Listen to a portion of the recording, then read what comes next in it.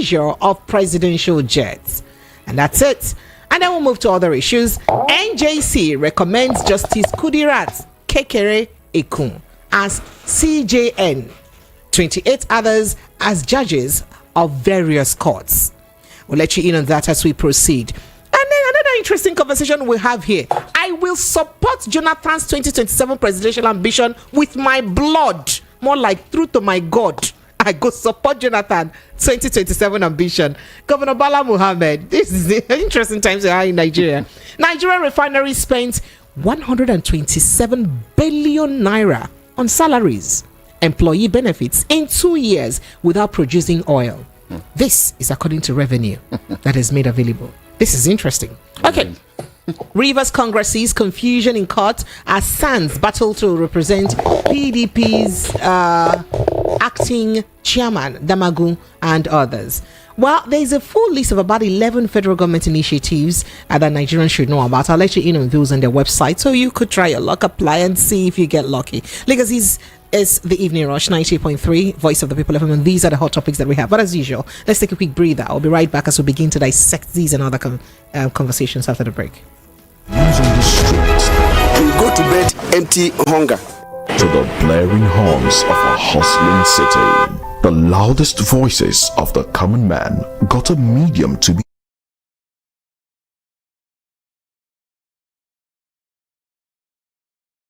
on the streets. We go to bed empty hunger. To the blaring horns of a hustling city. The loudest voices of the common man got a medium to be heard. This particular administration, they were coming unprepared. It's not a bad thing to renovate the president's lodge. Through top-notch programming, unbiased reportage of news, sports, business, entertainment, and cultural documentaries, Voice of the People, 90.3 FM became a symbol for 21st century media. And now, a new baby is born. Voice of the People Television, VOP TV, youthful, full of vigor and penchant for excellence in the continent's media space, exposing the wrongs, applauding the rights, dissecting the news without fear or favor, through factual and accurate stories and contents. Corruption kills three things that makes a society. Representing the interests of the people and giving them a voice. Voice of the People TV is here to stay towards building a fair society. VOP TV, Voice of the People Television, truly. Critical analysis. What is wrong with us 200 million people? We can't even give ourselves. We sometimes disagree. When we say our GDP is not an oil dominated. To agree. Like what's going on here? I saw that. On Hot Topic Pali, Monday to Friday, 6:15 p.m. to 9 p.m. 90.3. Voice of the People FM. Lagos. Now you have a voice.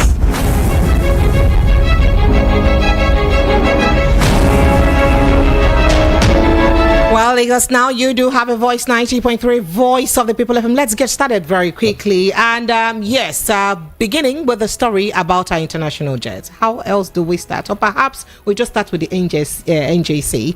Let's start with that, and then we'll go to the private jet. So, the National Judicial Council, NJC, has recommended Honorable Justice Kudirat Adetokunbo Motinmuri Kekerekun to President Bola Ahmed Tinubu for appointment as the Chief Justice of Nigeria, CJN.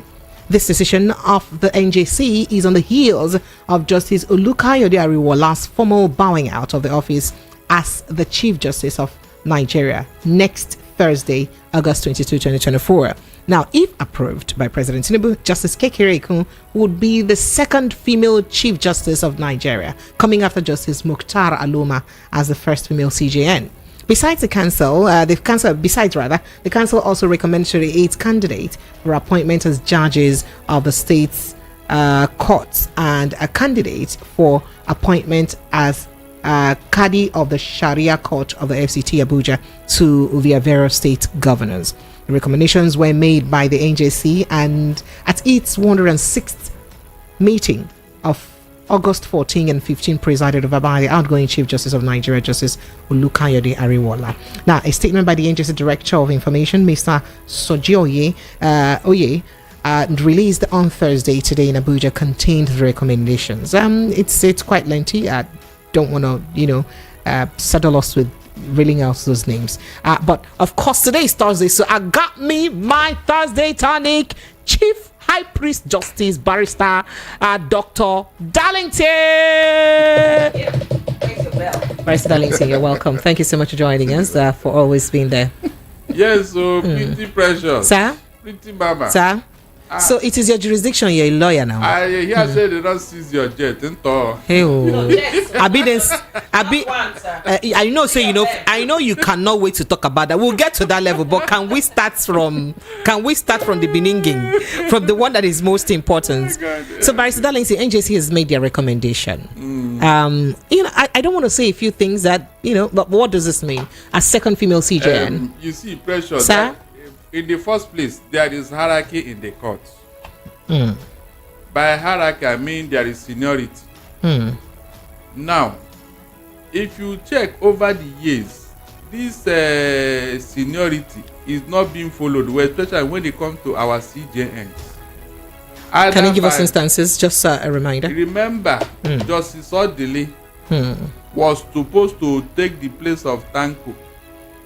But for reasons best to name and from the way they calculated it and all, when somebody wants to do something funny, they will look for a minor excuse in order to deny you your rights.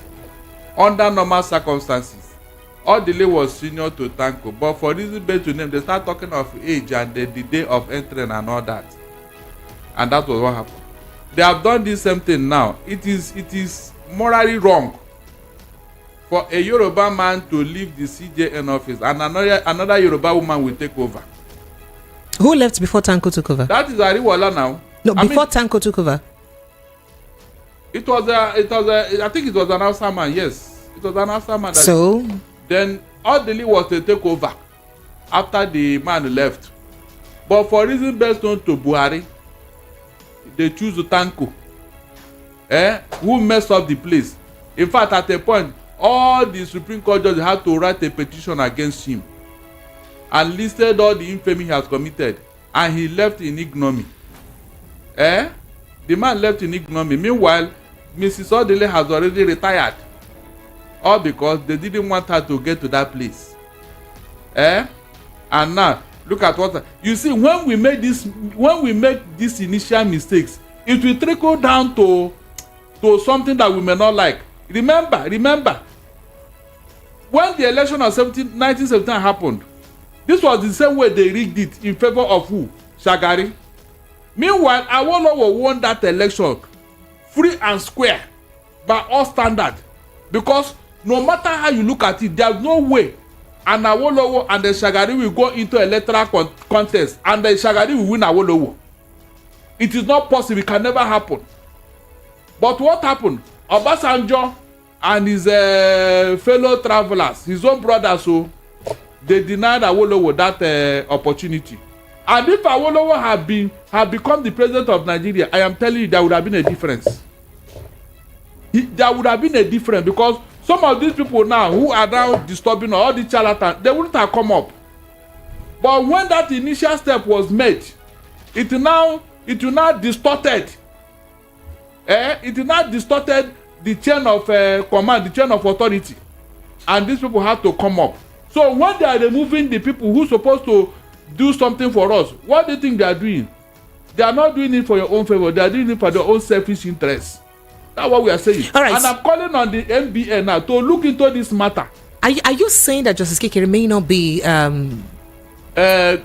qualified enough? Precious. What I'm saying, or not the second. They are just saying that it's a rumor. It has not happened yet.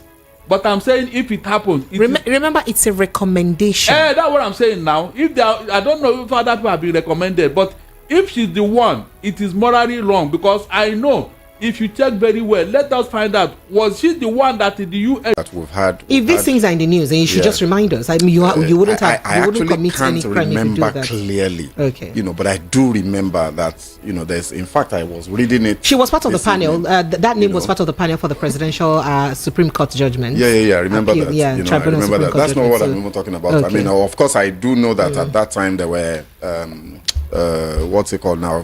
Just stories. That about how money had changed hands and all of that, but that's and there were also allegations of denial, like Barrister Danny said, denial of a US visa because of judgments that went very funny. Exactly, you know. So and but on top of that, the truth of the matter, a corruptible judge in Nigeria today. Whoa! Are you saying that we do not have judges? Them. We had them. We had some that were very, very so strong. We no longer have now. I think we have a few. Politicians have. So how do we know those few? How do we know if Justice Kekere is one of those few? The judicial system has been bastardized by the politicians. I listened to Amina Oji, I think, former Justice of the Supreme Court, speaking at the Imoke Foundation event recently, and the things that she said was mind-boggling. And she said that what I found most instructive, the whole point of her story was that as far back as 15 years ago, politicians realized the importance, the power of the judiciary with regards to their own fortunes in the Nigerian political system. And they started infiltrating it. Yeah. And as of today, and if you really think about it, just think about it, the wives of governors, wives of senators, children of political PEPs. Thank you, my brother. Politically exposed people. I played a soundbite of a lady speaking the other time, and she did mention that we should enact a law that would make it impossible for politicians, active politicians, not to marry people in the judicial office because of interest issues. My worry is why do you have MBA? What are they doing? Yeah. So are you also of that opinion that they should not get married? What are you talking about? Not like you're streamlining people's love interest anyway. But for some reasons, if they're getting married, one person has to resign their interest. Even in some companies, you and your husband will not be working in that company. Because of what sentiment will come in. There's no way it will not come in. That's what we are saying here. I agree. I think that politically exposed people, there has to be some sort of constraint, legal constraint on how people that are related to them can be allowed into the top echelons of the judiciary. I think if you are a politician, then your wife, there has to be some sort of limit. Oh, but this has been a thing. We know the case. We know different cases. Or your, we know the Bokachuas, the Mary of the Lees, the now Wike, the Wikes. Yes. We know them. Yes. But that doesn't change anything. It can't be, because you can't tell. Nobody can convince me that if that woman Wike sits on a case that has to do with Wike or his interest, that she will be impartial.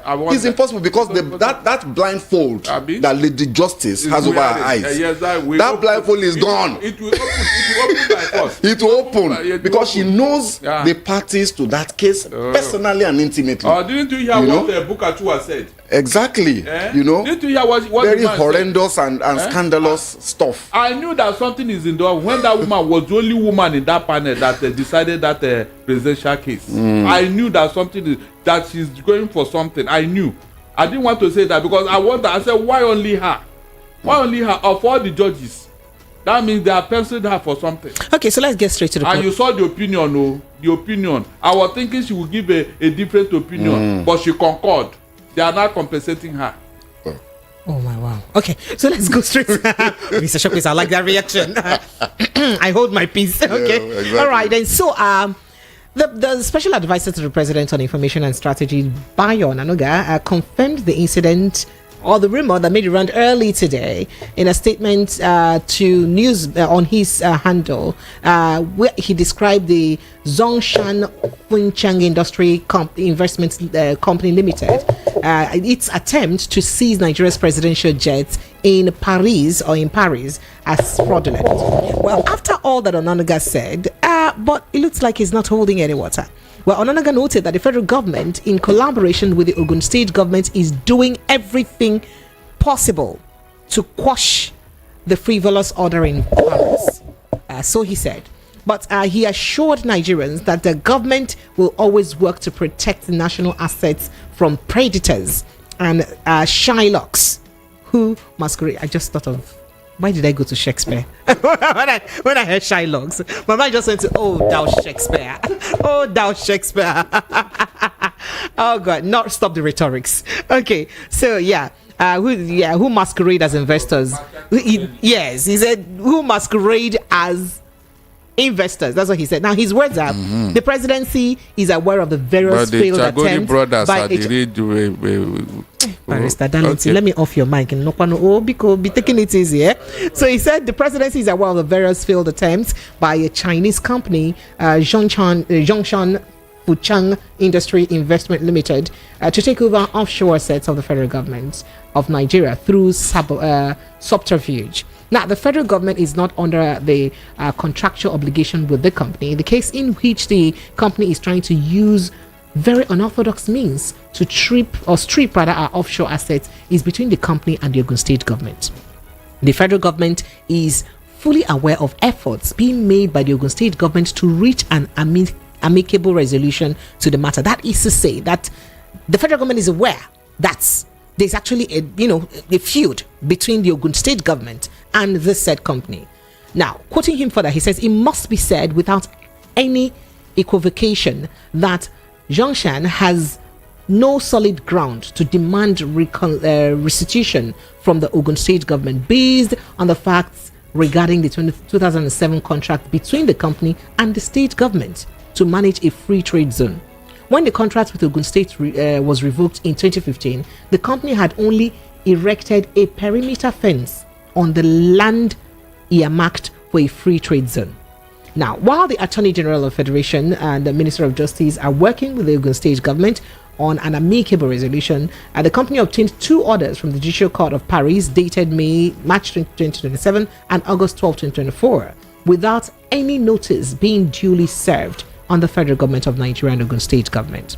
This arm twisting tactics by the Chinese company is the latest in a long list of failed moves to match Nigerian government-owned assets to foreign jurisdictions. Material facts in the transaction between the Ogun State government and he said a lot, and he said that this is something about a sovereign nation and diplomacy issues, and that he's very optimistic that it won't hold waters. But then, still about this conversation, an appellate court in the United States has rejected Nigeria's sovereign immunity and authorized a Chinese consortium to proceed with its effort to confiscate, that is seize, and hold on to Nigeria's assets abroad, aggravating a crisis that President Bola Ahmed Tinubu has been trying to manage in Europe and prevent from spilling to other jurisdictions. This particular decision on August 9, 2024 came after judges of the U.S. Court of Appeals for the District of Columbia in Washington found that Nigeria had gruesomely violated both fundamental and commercial rights of executives at a Chinese firm that had entered into trade zone agreement with Nigeria. The Chinese workers of Zhongshan had approached the U.S. judicial system to retrieve an outstanding arbitration award to breach of contracts after initially winning their case in the United Kingdom in 2021. Mr. Shokpeton, Barrister Darlington, I hope you're taking note that had initially won this case in 2021. The Chinese expatriates were awarded $55.6 million in compensation from Nigeria and $75,000 in moral damages alongside interest and legal and arbitration fees, court filings and all of that. So with all of this hula baloo, what does it portend? Because some people have reacted, one of which is the former presidential candidate of the Labour Party, P2P, who described the seizure of aircraft in Nigerian presidential air fleet as an international embarrassment. Now, some of the aircrafts, of course, we hear about 3 of these aircrafts. One, which we did here, we don't know how well or true it is one of our brand new ones that we've not even used though. Cha. That is, yes, that's what I think an Airbus 330 thereabouts, was seized. So, what does this portend, Mr. Shokpeton, in terms of international diplomacy, as Bayo Onanuga started? Well, I'm not too sure about the international diplomacy part of it, because I think first and foremost this is a legal issue. Somebody has a case against breach of contract. Nigeria. Breach of contract. So international diplomacy may not have too many. It may come to bear. It may come to bear. They may be able to apply some pressure to the French government, for example, to say, look, this is our presidential fleet, blah blah blah blah blah, and try to bring in the immunity, the diplomatic immunity provisions in international law and all that. They may try to go that way, but it's not as if it is automatic and it's assumed. I think that they still, at the end of the day, we have to go to court and prove our case in court and get that decision overturned. It's not going to go away just because it's presidential jet and it's a diplomatic asset. Who says why? It's an asset that belongs to the country. If the country has a case to answer and if a judgment has been given against the country, then judgment debt has to be paid. So I think what Onanuga is saying is only, I suspect that we're seeing half-truths here. And, I don't think anybody would be surprised about that. Should Onanuga be even giving us issues as statements about this? These guys lie. They lie with reckless abandon. That is the federal government lies? Oh, yes. I mean, look, this is not... you're saying this now? No, I'm saying it's on public radio. I'm saying it with my full chest because... That the federal government of Nigeria lies. Because that is evident that they are lying. Because it has happened repeatedly. It hasn't happened once, twice, 3 times, 4 times. Just in 14 months. Do you want me to start citing examples of when the lies? Yes, when federal government spokesperson will come out and put out a public statement, and then the person they are speaking about will come out publicly to say, no, this did not happen. So for me, it's I take everything that Bayo Onanuga is saying with a bag of salt, not a pinch of salt. I will not believe it until I see documents with my own eyes, and I can take my own independent decision as to what exactly has gone down here. One thing that we must all, recognize, the P&D case comes to mind. Yes, that's right? he cited that himself. He cited it. And look, the truth of the matter is that, and somebody has done this analysis, people in government as a racket and as a structured racket deliberately undermine the interest of Nigeria, deliberately put clauses in agreements that will put liability on us so that they can they can compromise the country's position, and then go and the aggrieved party will go and get judgment, then they will share the money. It is a way of is looting, looting through the back door. So I think Mr. Onanuga needs to convince Nigeria that this is not what has happened here. For me, all of these stories that they've told, it's not enough. It's not enough. We've got to. They need to establish the. But how would you also describe what's your reaction to Peter Obi's statement about the about this being an international embarrassment? Of course, it's embarrassing. Look, the only thing that this says about Nigeria is that we're not organized. It says that we don't do our job well. We don't do our homework. One, in putting agreements together, we don't honor our agreements. And all of that is embarrassing.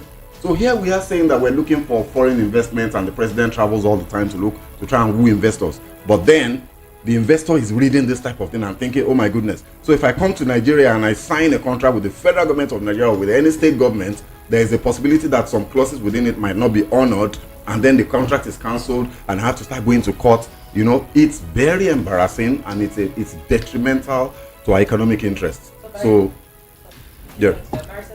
Yes. This contract was between the Ogun State government and the Chinese company. So why are the federal government being sued, and why are they paying for it? Give us the legal perspective to all of this. Now, let me tell you. You see, in international treaty which you are a member, you cannot separate yourself from international arbitration. Whatever is the decision, you must abide by it. There is no state in Nigeria that can go and borrow money outside here, either from IMF or World Bank or Chinese, without a federal government guarantor. You see it? You cannot. The federal government must guarantee, because when they start calculating the money you are owing outside there, they will say Nigeria is owing so much. Not the state government. Yes, they say Nigeria. So they will calculate all the money you are owing. They won't come and start saying Lagos State, Imo State, this. No, it's Nigeria. That's why the federal was guaranteed. Remember, that was the problem Oshomole had with Okonjo-Iweala. When Okonjo-Iweala refused him to go and borrow $75 million sometime when they were in government, Okonjo-Iweala said there was no need for him to borrow that kind of money. That was their problem. So the federal government will always guarantee any fund you are going to borrow outside Nigeria. It's a standard practice. So Barrister Darlington, what is painful about this? Now, okay. Listen. Ogun State government entered into this contract to build a free trade zone. What happened is that there should be a counterpart funding. There should be a counter. Chinese government, they don't fund 100%. You must be involved. All the contract everywhere. Now, if they have brought their own money and you have refused to bring your own money, how is that their problem? Tell me. That was what happened with that contract. Apparently, there was a change of government in Ogun State, and the new government felt that the other person must have collected some kickback, and he's now coming to collect chaff. Therefore, he cancelled the contract without thinking of the implication. That was what happened. Did they tell us that the Chinese government did not perform? The Chinese company, did they not perform? Every company here, every company that is working outside Chinese state is doing so on behalf of Chinese government. They are not on their own. They are working with Chinese government. That's what these people forget to realize. So the Chinese company, they are not independent. You don't even know where they source the fund. The state will give them. Chinese is a communist state. China is a communist state. So all the money is a communist money. You can't take it. Remember, this Chinese company, they have seized three African states here. I think Uganda, Zambia, and the Uganda airport. Good. They took their airport, their seaport, and somebody mentioned even their police to recover their money. It's always there in their contract. They always put it there because they know that Africa, they are corrupt. They don't joke with their money. That's why they are moving forward. Why do you think China, with over 1 billion human beings, they are taking care of their people? If all of them start stealing the money, the Chinese people will be all over the world begging for food now. Is that what you want? Ask yourself, how did the Chinese government take care of over 1 billion human beings that none of them is crying for hunger like we are crying in Nigeria with just 200 million people? Have you asked yourself that? It's because they manage their resources. That is why they even have enough to give you. Precious. Sir? A country that is over 1 billion human beings is borrowing you money that is 200 with all the mineral resources you have. Please, how do you define shame? How? We are not even ashamed that we are having this issue with Chinese government. We are not even ashamed. Look at China borrowing us money. Meanwhile, somebody has that money they are talking about now. Somebody is in somebody's account somewhere in this world. A Nigerian is holding that money, which was stolen from our national treasury. Yet we want to go and borrow this embarrassment. We borrowed the embarrassment from China. That's the way it looks now. A presidential jet that Tinubu have not even entered inside. They are just servicing it and refurbishing it. Okay. And now China have taken over the place. But so, Barrister Darlington, I was going to ask before I get back to other issues. I was going to ask, one of the jets is 2 of them were put up for sale, and the third one is one of the brand new jets that we bought that we've not even taken delivery of. It's a U.S. company that is marketing that thing. Remember, that's why the U.S. court got involved. It's the U.S. court that is marketing that jet. You can see now. Just like Obi described it. It's an international embarrassment. You don't joke. Look, it is only in Nigeria that people joke with court order. Precious. The Western world, as powerful as they fear court order. I'm telling you, they fear court order. Remember when Donald Trump declared a travel ban on some Islamic countries in America? The American people say no, they went to court. The court told Donald Trump, you cannot do this. So they stopped him from doing that. And that was the end. In Nigeria, you will see, who are you? Who are you to tell a president of Nigeria not to do whatever he wants to do? Who is court? Mention any court order Buhari obeyed throughout his tenure. Mention one. That is how bad the things are here.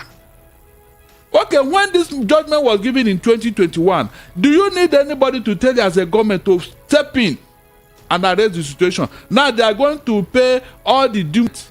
Yes. Interest is mounting every day that you refuse to abide by that court order. Don't you know? That's why the thing have risen. And now, penny wise, poundfully. That's what we always do here. Penny wise, pound. By another guy talking about PIND. They are not the same thing, no. You cannot compare apple and orange just because they are fruit. They are not the same thing. This one is a clear cause breach of agreement, breach by this company. The only thing is that there was a breach. So why did we breach the contract? Do you know that they have borrowed money? The company have borrowed money and they started doing the sped work. Why did you terminate the contract? Did you say they did not perform? These are issues now. You think that they do things the way you do it here. If they had been doing it like that, China would have collapsed long ago now. Okay, so moving on to other issues. So I wanted to remind you, Mr. Shokwiton, when you mentioned some cases that Justice Kekere Ekun may have been involved in, I don't remember now that she was part of those the justices or Supreme Court justices that sat on the case of I think the Imo State governor. Mm-hmm. Yes. Yeah, we are number 4 became number 1. So you can see now. You can see now. I remember very well. Yes, you were part of it. I now remember it's true. She was part of it. So a woman who has been passing this kind of judgment. And then some months later, years later, we heard that about most judges in the panel were denied a United States visa. Of course. You can imagine. So they are aware of all this. That's why I said the world is a global village. If you cough in your bedroom, somebody will hear it in America. But this Nigerian, they don't even know. They don't know that the world is watching them. All of a sudden, somebody who is number 4 now became number 1, and there was no explanation as to how that one happened. Now look at what is going on in Imo State. All because of that singular mistake. Precious, look at what's going on in Imo State. What's his name? Evans was in that Imo State too. Hakim was in that Imo State. Even Emeka Ihedioha was in that Imo State. We didn't hear one single killing for one day. Immediately this man came into Imo State. Look at what's going on there. Now the car is not even from Imo State. Nobody have asked question, why is this thing going on in Imo State? That means he was appointed to preside over these killings. That's the meaning. It was not Imo people that voted him. To make matters worse, in the second comment, this man won 27 local governments in Imo State. Won all of them. Won all of them.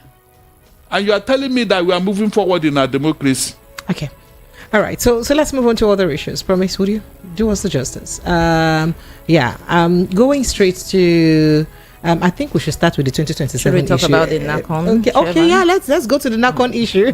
Let's go to the NACON issue. All right, the Executive Chairman of the National Hajj Commission of Nigeria, Jalal Arabi, and the Commission Secretary, Abdullahi Katungaru, are currently in the custody of the EFCC over the alleged mismanagement of 90 billion naira 2024 Hajj subsidy. This is according to the Punch. In a document cited by their correspondent on Wednesday, according to them, the EFCC is said to investigation revealed that from 90 billion Hajj subsidy, Arabi fraudulently overpaid himself and others the necessary operation cost. Also, according to the document, the approved 2024 Hajj operational cost of the chairman and CEO, commissioners, secretaries, directors, chiefs of staff, and every other thing. And the chairman was entitled to 15,929 Saudi riyad, but he got $50,000 of Saudi, 50,000 of Saudi riyad, and the commissioners were supposed to get 15,900 and something, and they got 14 Saudi riyad.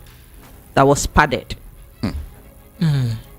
And National Hajj Commission, National Hajj Commission. And we also heard that a lot of I don't want to the religious name, but we heard that a lot of politicians, a lot of public office holders use this Hajj pilgrimage as kind of money laundry, a conduit pipe. Yes, that's alleged gossip. Allegedly, according to them, say gossip. Yes. All right. So, Mr. Shegun Shokwiton, would you like to chime in on this? I mean, you know how passionate we are about religion in this part of the world, and to think that something is as holy as religion is now being, I don't want to say desecrated, because that's what it looks like. Well, it is being desecrated. It's sad, that our our situation is so bad that people's conscience has become so deadened that they're not even afraid of doing their nonsense, even when religion comes to play. So you can actually take money that people are supposed to take to the Holy Land, in quotes, right, and just chop it, without fear. Where's the fear of God? And these guys talk, and when they talk about God, you think that maybe they are the younger brother of God and they have seen God somewhere, and then, but all of that is just completely empty, in the face of what they actually do. In the first instance, why are we subsidizing Hajj? 90 billion. Over 90 billion. 90 billion. Over 90 billion. Come on, are we joking? In a country where we took subsidies out because we say that the government was broke.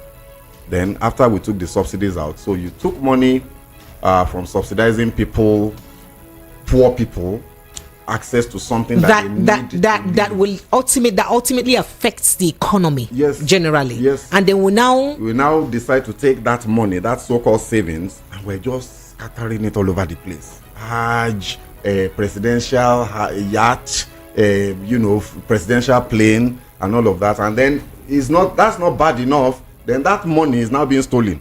On top of it all, it's sad. It's embarrassing. And I've always said that, our faith, our religion in Africa, but I think perhaps more so in Nigeria, is hypocritical. We do not, I am sure, we do not believe in God. I don't think I don't think we believe in God as a country. How do you mean? We're secular. We're very godly people. We are not. We're godly by mouth. Are you not seeing the way we're driven by religious lines? We have churches all over. We go to church and we. I mean, the other day people are giving account of how many Indian companies that we have in Nigeria, in their thousands. But we rather have more churches in India than no company. Nigeria took Islam and Christianity are not Nigerian religions. They were imported by foreigners. We took this import, we now took it on, we owned it so much, we are now exporting it to the detriment of our own development. The places that we go and plant churches, their societies work brilliantly, but they don't have the kind of churches that we have. Our religion is dead. I say this with all boldness. Everybody that knows me, they know where I stand as a person of faith. And I say without equivocation that our religion is dead. We do not act our faith. You see, I've discovered... By religion now you mean traditional religion or both Christianity and Islam? I mean especially Christians and Muslims. Especially so you mean the borrowed religion? Yes, because the traditional religion people, they are afraid of their gods. They don't joke with their gods. If you take them to the shrine and they swear an oath, they don't break it up. So people respect traditional religion now more than the borrowed ones. They are afraid of those gods. The average Edo and Delta woman will tell you they will never cheat on their husbands. Why? Tradition.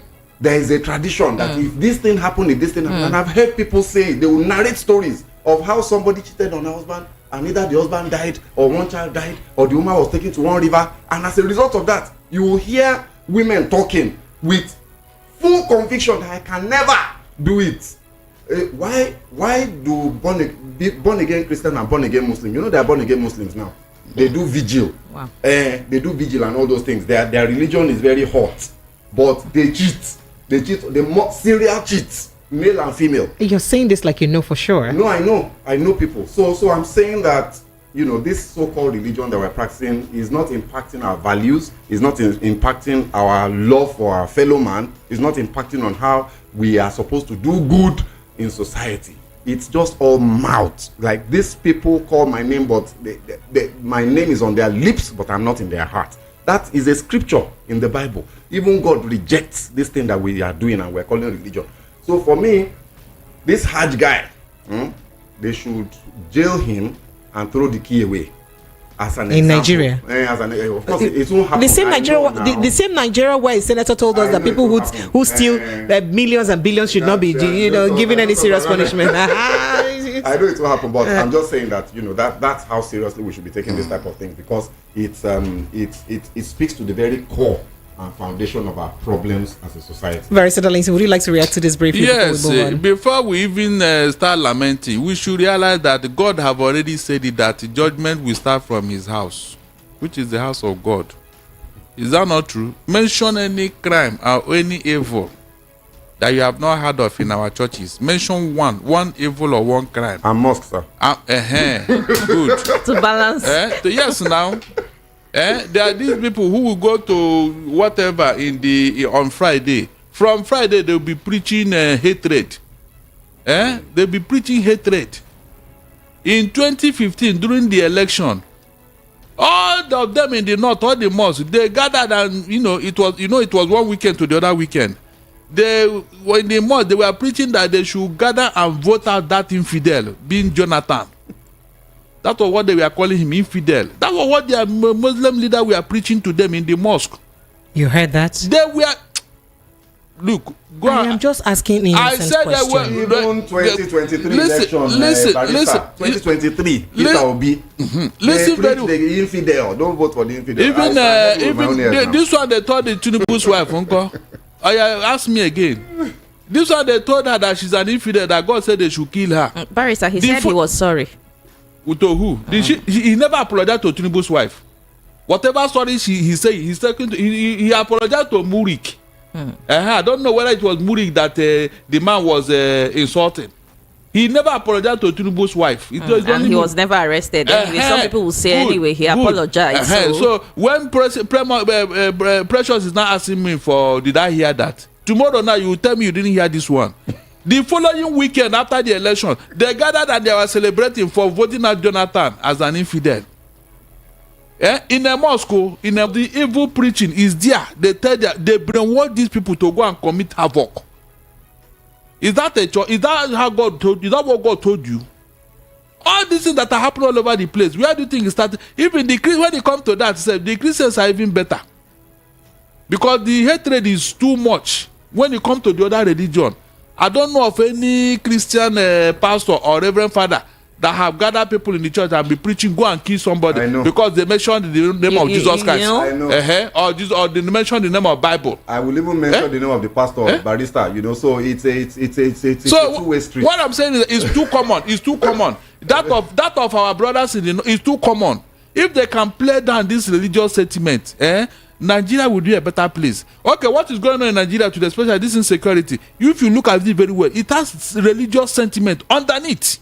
There's something. I'm sorry, Barrister. There's something Barrister just said now that I think we perhaps, as people that have a voice and a platform, and we talk and we can shape opinion, public opinion, we need to start fighting for it.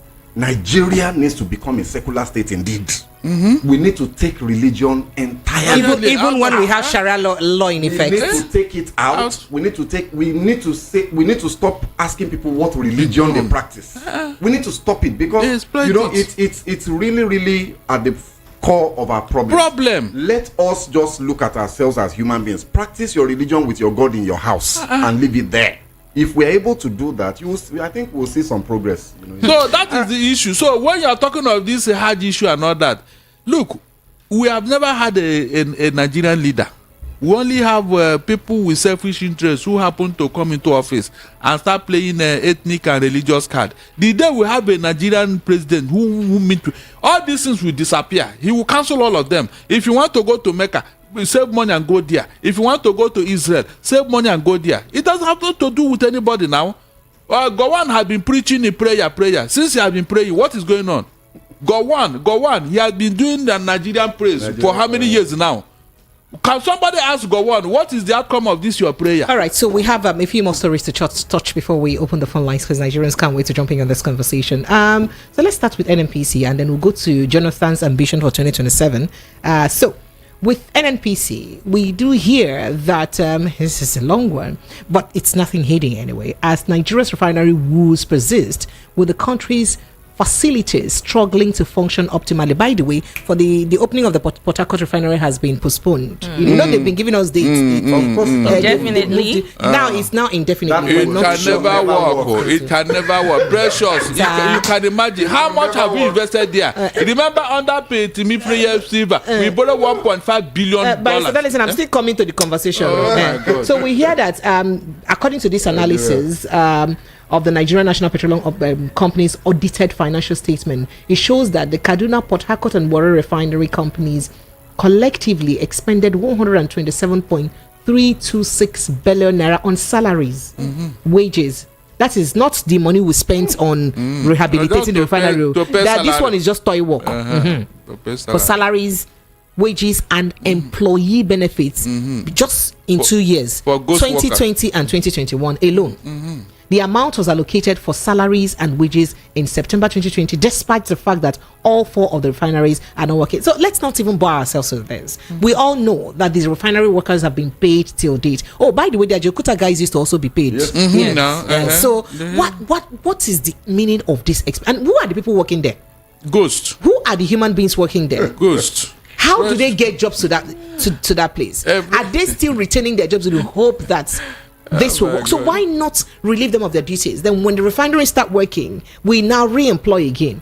Must they sit tight to the job until further notice? What is going on? This is one of one level of expenses for a company that does not have fund and borrow funds. Really?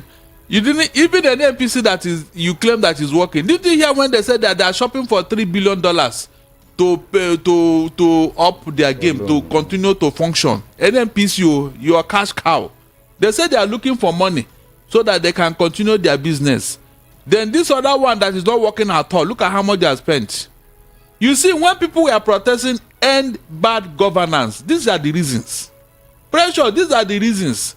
The money that you're supposed to do something meaningful, the so-called infrastructure, look at where it's going, in people's pockets for doing nothing.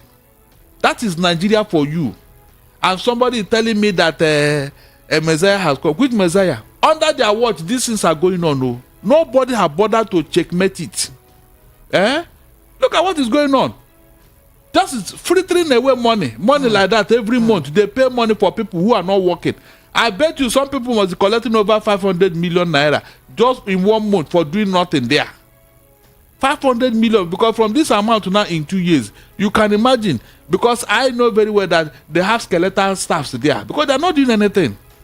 So maybe about 100 of them, they will just sit down and divide the money and share it. They will not even come to work. All they needed is for them to sign their name and then off they go. What are they doing there? Nothing. Precious, nothing. This is a country that they are taxing you and I to tighten our belt. Meanwhile, few people are now frittering the money away. And you are telling me that people should not be angry. Look at. So, Mr. Shokwiton, according to the NNPC records, in 2021, they used 100 billion naira for maintenance. In 2022, they used 114 billion for maintenance of refineries. That means within the 2 years, they spent 214 billion for maintaining refineries. That is not We've working. not talk about 2023. We're in 2024, where they've promised us so far more than 3 times that Port Harcourt refinery is going to be functioning. Why is there no accountability for this money, and where is this funds going to? Well, I think that it's a serious conversation, and it's something that I don't think we should trifle with. I don't think we should downplay it, because this issue you are talking about, again, is at the core of the problems that we have as a country. The way that the president appointed a special investigator to look into the books of the CBN. Obaze.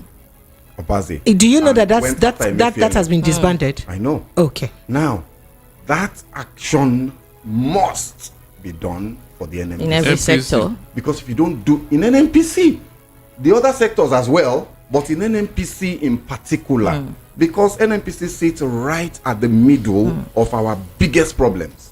Billions upon billions of dollars, not naira, just disappearing every 2 or 3 years for this turnaround maintenance. And people has been calling for the sack of Mele Kyari, but the president said not to do anything about it. The president, in fact, people calling for the sack of Mele Kyari, they are getting it wrong. Because Mele Kyari is the MD CEO of NNPCL, right? He has a boss that he reports to.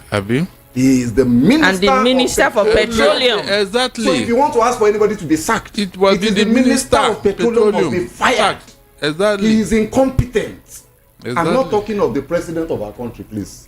So who's the minister of petroleum? I don't know. Who was during Buhari's tenure? What are you trying to say? Oh my goodness, Mr. Shop. Who was during Buhari's tenure? Right now. Let the minister show up. Petroleum must be fired. Yes. Even if the person has any other position. I don't care. We don't care. Whatever other position. Why are you shaking this table? You're shaking like this. No. Let's be honest now. Yes. Why we vilifying Mele Kyari? He's an employee. And he has said he's going to speak out at the right time, at the appropriate time. Wonder when that time will come. No, it is when they sack him. It is when they sack him. Even when they sack him, he can't talk. You know, so I think that the issue of accountability. You know, if you look at the audit reports of this NNPC and the Auditor General's Auditor General of the Federation's report, go and check 2020, 2021. 2022. I think no, they have not issued 2022. My sister, you will cry. This NNPC that we're talking about is a cesspool of corruption. I'm telling you, it is quagmire. In fact, it was founded on a fraud and corruption. You know, so how is it that so the accountability we're talking about? Why won't money disappear into refinery? Why won't be maintaining what maintenance? Okay, so maybe they're maintaining their cars.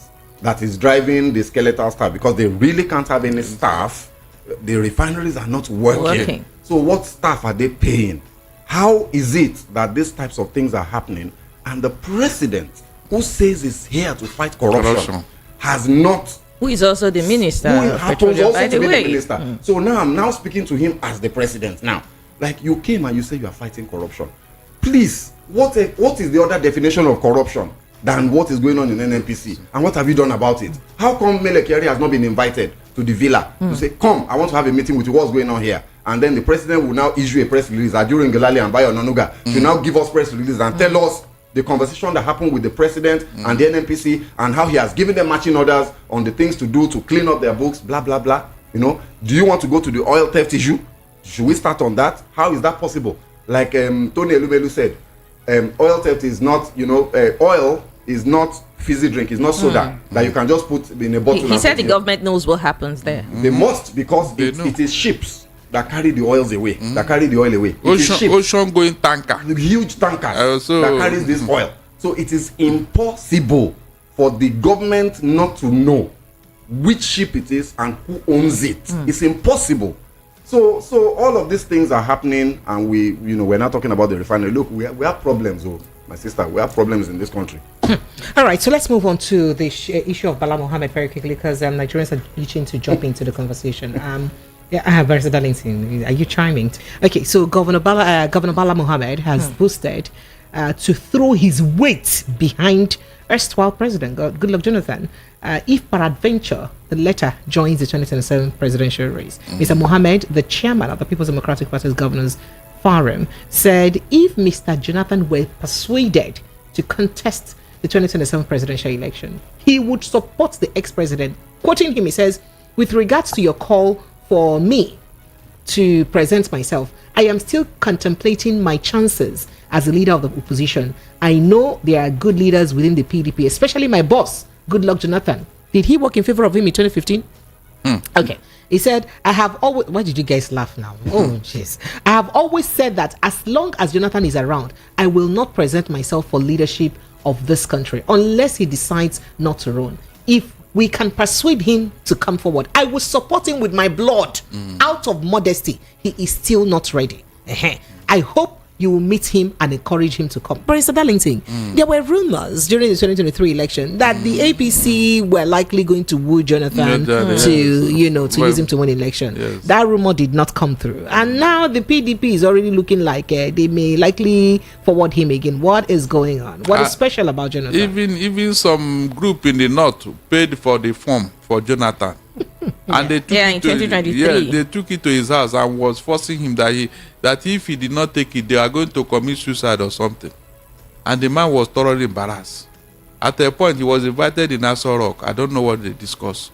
So they did everything to persuade him to run. But the man did not even say yes or no. He was trying to be careful.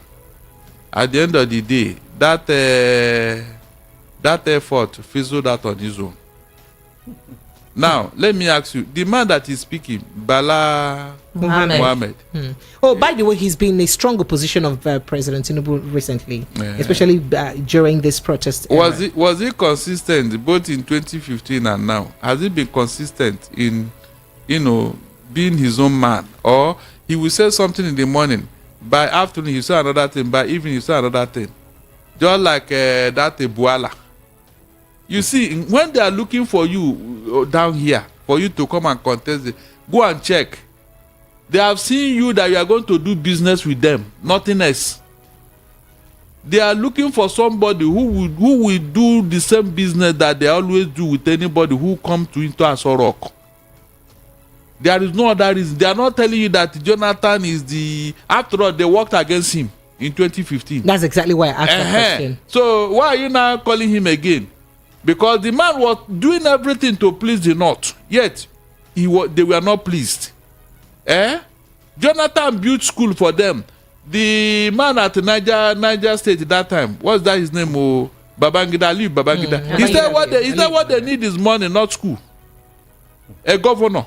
He said what they need is the money, not school. All those schools that Jonathan built, Precious, please, have you heard anything about them till today? Immediately Jonathan left, they almost closed all the schools and send them into the streets. Precious, send them into the street. You can see a people who want to move forward in life. Their mindset. Do they need the Jonathan to do that for them? After all, they have been ruling this country for almost 50 years now, out of our 64 years in independence. What have they done to their people in the North? Nothing. Precious, nothing. But when a Southerner comes into office, they will start telling you how you neglected them. Look at what somebody said now, that Tinubu neglected the North. He did not do this. You that have been in office for how many years now, what have you done to your people? They wanted Jonathan to come again so that they can be treating him anyhow. I remember all they did to Jonathan because the man is a gentleman. Of course, being a don, being a university don, they don't have time for all these shenanigans. All this agboro behavior, you can't catch Jonathan in it. You can't. But when you were working hard for the youth, what did you do? Some of you were calling him women because he was so gentle. Now you want him to come back, Abi? Look, he's going to be Alaafin Ajaka. I will tell you the story, Precious, if you allow me. No, there's no time. Who's Alaafin Ajaka? Mr. Shokpison, you know that. Thank God he's here. If you go and read the history of Yoruba words, there was one Alaafin Ajaka. His people have brought him into the throne. And because the man was too gentle, they said, no, this man is not fighting war. He's too gentle. They don't want such a... The people sack him. They dethrone him and send him away. And brought another person who even became worse than the man. It was there they said, no, let us go and bring Ajaka back. They brought the man. When the man now came back, he became a thunder. He led them to fight 1006 wars. The history of Yoruba wars is a documented this thing. He fought it. That was when they now saw hell. The same thing with Ivan the Terrible. I don't know whether you know that man in Russia. That one they say is a mumu. So the kingmaker put him there so that they were exploiting him. But the man broke out and become a terror to all of them. So they don't know what they are looking for in Jonathan. No. He may not be the gentleman they embarrassed in 2015. No. That's what I think. So those people I said they support him with everything. Why didn't you support him then? Why did you now sabotage him to bring your brother in? With all the things Buhari did to you people, what did you say? What did you people say? Look at what they are doing to Tinubu now. He neglected the North. He didn't do this. And I was looking at that and say, Unfortunately, nobody down here is talking. Okay, Mr. Shokpiton, it seems like there's an awakening in the North. With the End Bad Governance protest, it gained a lot of momentum over there. And during former President Muhammad Buhari's time, there was quite high level of economic hardship, and looks like they didn't seem to say anything. And it looks like they are suddenly awake. And some people are saying, okay, because a Northerner is not a president, and you suddenly know that Nigeria has a lot of issues going on. Do you have anything to say about that? I don't think it's because a Northerner is not the president. I Okay. think it's because there is a northern agenda that needs to be played out in protest of President Tinubu's actions and appointments so far. How? The North, the core North, they are deeply unhappy. They are unsettled.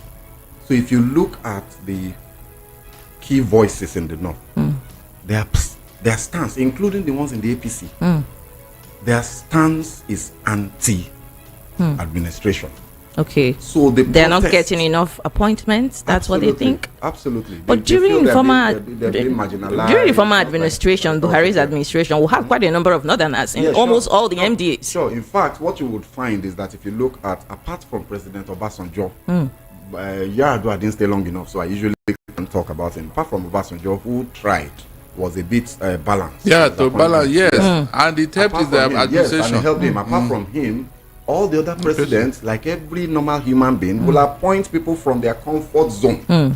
So if you are Igbo, you will appoint Igbo. If you are Hausa, you will appoint Hausa. If you are Yoruba, you will appoint Yoruba. I don't think we should be... But Jonathan, did Jonathan do the same? He did the same. No, Jonathan did not exactly that. All South. The same in... All Rivers people, to are a you large saying? extent. No, to a large extent. He had a southern tilt to his administration. Because I would have loved you to give me examples. He was better than Buhari. Buhari was the one that really took it a notch up, and then I think Tinubu is outdoing because Buhari right now. People accuse Jonathan of trying to please not so much during his administration, so that we don't get sidetracked, so we don't get derailed. Okay. The issue is that this is just a general human tendency. So I don't think ordinarily the North shouldn't be complaining, because you are right. They had their time, they had their day, and they enjoyed had 8 years. And people complained and all that, and Buhari did nothing. So now that Tinubu is doing the same, they are not remembering their time. They are unhappy. And the point now is that, you see this Bala, let me tell you the calculation. It is that they want to stop Tinubu in 2027. They don't want him for a second term. So they're looking for a 1 year, one term. So the alternating north-south that will go back to the north. So that they can give it to a southerner. No, they are not going back to the north. They want, you see, these guys are strategic. Exactly. They will not break. They want another southerner for a one term. Somebody else, and they feel, just like he was saying, they feel that Jonathan, the guy is a gentleman. He will be easier on them. He will do their bidding. This one that after all, he has just one tenor to do. And this one that is very stubborn. If you look he doesn't send anybody. So they feel that Jonathan will be better for them, and they are trying to now begin to. You will see this kite. So you think the North will not vote for Tinubu for 2027? Come 2027, if he doesn't adjust how he's going now, he's going to lose the North. In fact, he has lost right now, today. If elections happen today. You really think that Tinubu will not hold them in a jugular or something? No, of course, no. It's all gamesmanship. Yes. The point is that because he's a smart man. If he's going to blackmail them, that's a different thing. The point is that the willingness with which they supported him in 2023 is no longer there right now. If elections happen today, what we saw in 2023 will probably not happen in terms of the support base he had in the North. Give him 65%. He won't get that kind of support there anymore. So the protest that you saw, it wasn't just the people. There were people behind them. Pushing them. Exactly. So that's what we need to understand. So this Bala Mohammed guy, the guy is a very interesting person. And by the way, don't forget, he's angling for the presidency. Yes. It's not today. He has, it's been out there. He has mentioned it in the past. The guy wants to be president. So he's thinking, let Jonathan go now. I will support him very well. I will make a lot of noise, blah, blah, blah. Then in 4 years, not too far. 2030. 4 years, not too far. 2030, what's the next election? 2031. By then, he will be 70-something. So he will now become president. That's the whole thing. So forget all the nonsense that. But if Tinubu does not perform as a president, it may not be huru for him, whether north or south, because people are woken up. Ojutila. Well, Ojutila, but it may not be. What does that mean? We still have the eyes are open. Eyes don't open. So whether north or south, now I don't. Is still there. Is it not when the matter get to the judiciary? Yeah. Because if there is an election that is free and fair, if the defeat, we also know that the INEC chairman is from the north. If the defeat he will do the bidding of his piper now. The north may even tell the man what to do. You think so? Yeah, and he will do it. The cabal in the north will tell him that they don't want Tinubu, and that is it. No matter what Tinubu does, I'm telling All right, you. Lagos, let's open the phone lines. I know you're itching to jumping on the conversation. 0700 903 903 903. That's the number to call. And 0817-175-6338. In case you're just joining us, let's quickly let you in on the hot topics we've had. Presidency blasts uncovers Chinese firms attempt to seize presidential jets. You also did hear that U.S. appeals court compounds Tinubu's woes, authorizes Chinese investors to proceed towards seizing Nigeria's assets abroad. And then international embarrassment. Peter Obi knocks Tinubu over seizure of presidential jets. And we also did tell you that NJC recommends Justice Kudirat Kekereekun as CJN, 28 others as judges of various courts. And then I will support Jonathan's 2027 presidential ambition with my blood. Governor Bala Mohammed said so. Then we did tell you that Nigerian Refinery spent 127 billion naira on salaries, employee benefits in 2 years without producing one drop of saliva of oil.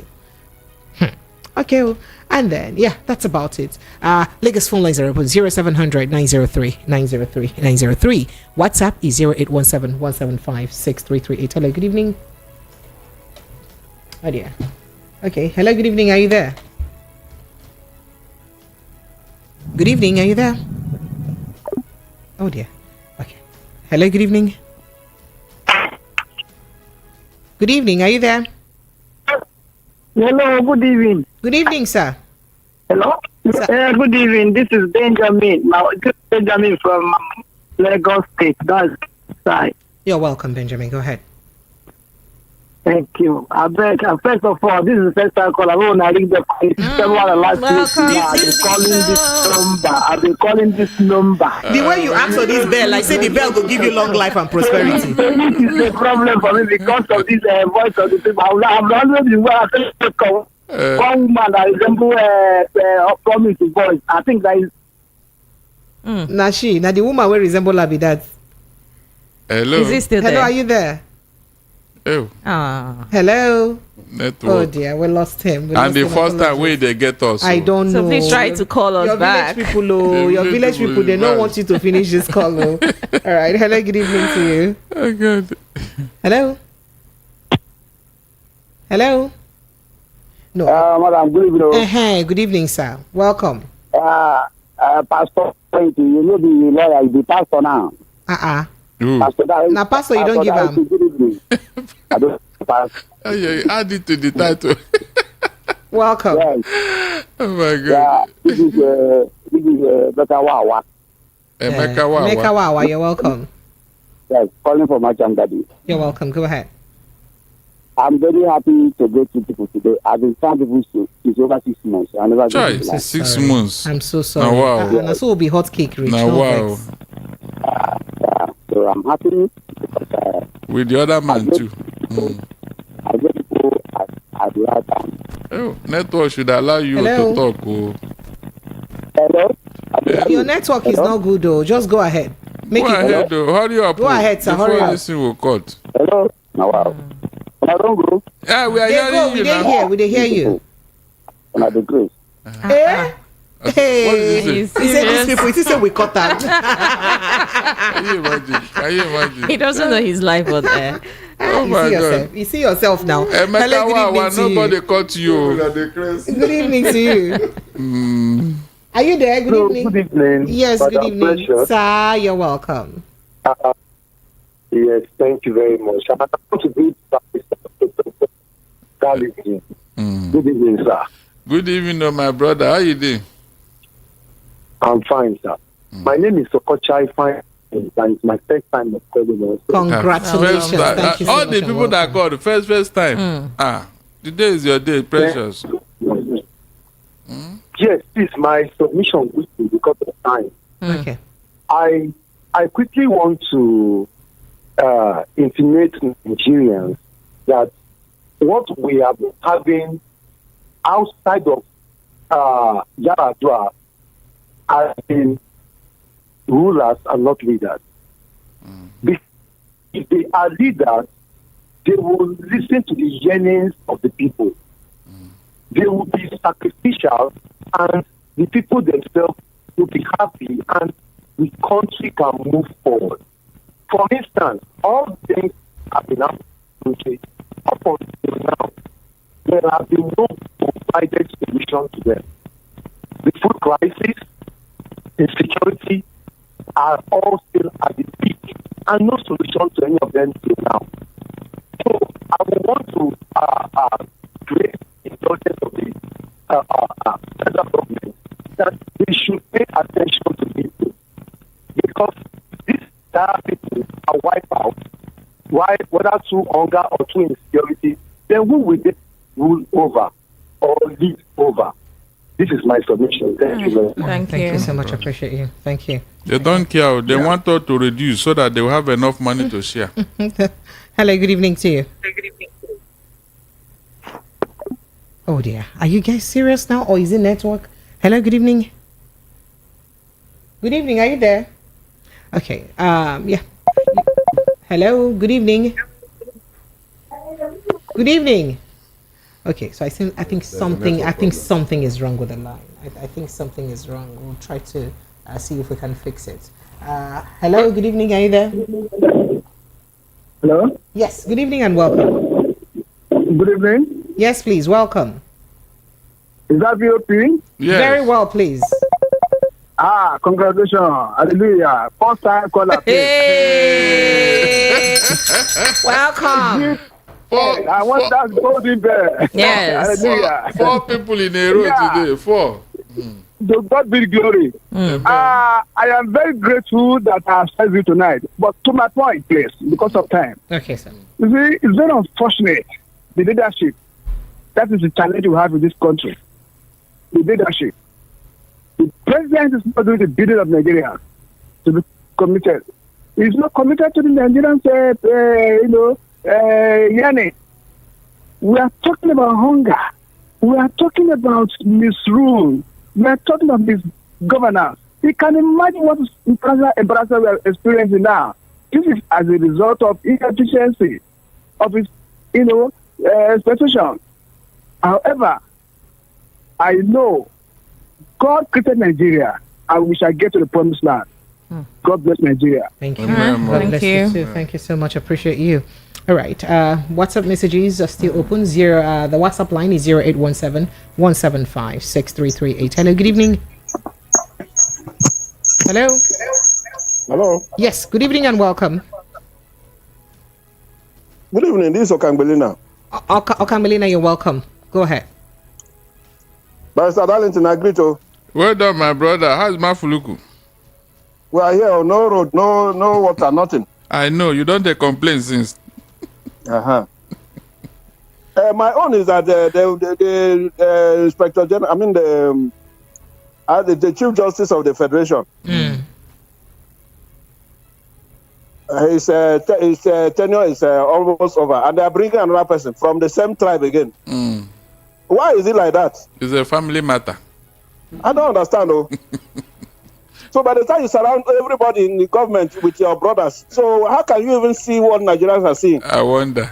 Yeah, in fact, I'm very surprised with the way they're running this thing. Why can't they pick somebody from another ethnic group to come and head that place? By the time they do another election now, the person will just stamp it, bam, and you don't have anything to say. Bye-bye. Thank you. My brother. Thank you so much. I appreciate you. All right. Okay. Hello, good evening. Hello. All right. I promise we'll like to do some messages and then we go straight to the YouTube messages. A number of messages already. Okay. Can I start? This says, good evening, House and the guest, everyone in the studio. The seizure of the presidential jet by the Chinese is a slap in the face of the country. In fact, this present government is always shrouded in one controversy or the other. And the government is beginning to lose its integrity and mockery among the community and nations. And it's not good enough for the country. Therefore, let them put their house in order now. Apostle Pari from Egon, Lagos is saying this. And then this says, good evening, VOP. For me, I wouldn't want Dr. Goodluck Jonathan to accept the idea of running 2027 presidential race so as to maintain his integrity before Nigerians and even non-Nigerians. Thank you for your good work in VOP from Elder Ita Okon from Ibejuleki. All right. Hello, good evening. Are you there? Good evening. Go ahead, promise. Okay, and this says, good evening, Precious. And if Justice Olukayode Ariwola succeeded by Justice Kekere Ekun, it's not new thing, because when Justice Aloma Mukhtar retired in 2014, she was succeeded by Justice Mahmoud Mohammed in the same year, being an Hausa man. That what matters is the person's character, capacity, and competence. So they're telling you to rest your case and, don't make it a big deal. Good evening, Madam Precious and your guest. My name is Chinedu from Alaba International Market. You see, I don't know when our brains will reset normal. When we say we need, or you want, or I want this or that to be like. My question is, who are you, and what is? Oh, okay. This is quite lengthy. I don't blame you people too much. Tuned to different radio stations, same thing are being discussed every day. When Nigerians are ready for this set of people, our actions will speak louder than our words. So I'm trying to put your words together. And he says, I'm in my 40s and have not seen any government that came out and said, if I can't sing the national anthem. Was he talking about this national anthem thing? Kenechukwu from First, like, you're worried about the national anthem. They are withdrawn the bill, don't fear. They withdrawn it too. And this says, Precious, are you and Promise sisters? I don't know. Are we? And good evening, Precious. The ethanol from Otta. I worry that we might wake up one day and find our crude oil assets seized by the Chinese government due to unpaid debts. We remember that the former president Muhammad Buhari, he had quite a couple of loans he took from Chinese government. Yeah, of course, which have not been paid. I hope that doesn't happen one day. They are not matured yet. All right, good evening, House. About Bala Mohammed canvassing support for Jonathan's presidency in 2017, he has presidential ambition and hope to achieve it under the umbrella of the Jonathan second term presidency by pairing with Jonathan, like he said. So I think. All right. Hello. Good evening to you. Hello. Yes. Good evening. Can you speak up, please? Yeah. Good evening. Yes. Welcome. Go ahead, please. My name is Babatunde from Lagos Island. You're welcome. Go ahead, Babatunde. First time caller on your show. Hey, welcome to the show. You guys are giving us joy. Welcome. Today is new callers. I greet everybody in the studio. You're welcome. Greet you too. It seems the topic tonight, everybody abide with it. I'm not hearing pressure from Mr. Darlington. Thank you for coming to my rescue. Good work. Quick one. You see, there's somebody that normally calls on Ikami Jude show from I think outside the country. He normally said we are acting horror film in Nigeria. That immediately you're watching the horror film, you get scared. After the film ended, then everything will wipe off from your body. That is how Nigerians are. You see, the next election coming, you'll be surprised that people that are shouting Ebin Power will be among those that will still be campaigning for Tinubu. Imagine something happened before they elect this present election. They were sharing a particular card, which was pictured with Tinubu's picture. Shared it on 1,000. So they shared it to my side. I told the guy, I said, what can this do to my life? The guy said, you want, Abi, you don't want. I said, I don't want.